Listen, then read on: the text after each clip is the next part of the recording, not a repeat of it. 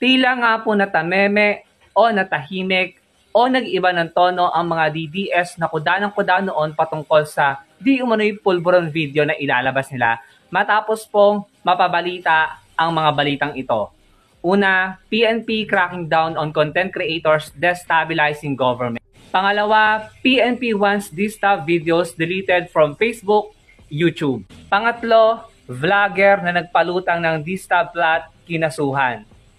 Kaya naman tila nakakapanibago ang biglang pagbabago ng tono ng mga DDS vloggers at tila bigla silang natameme.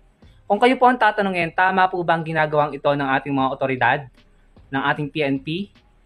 Tama po ba na kasuhan ang mga nagpapakalat ng fake news sa social media? May mga nagsasabi po kasi na ito daw po ay paraan upang pigilan ang mga tao sa kanilang kalayaang magpahayag.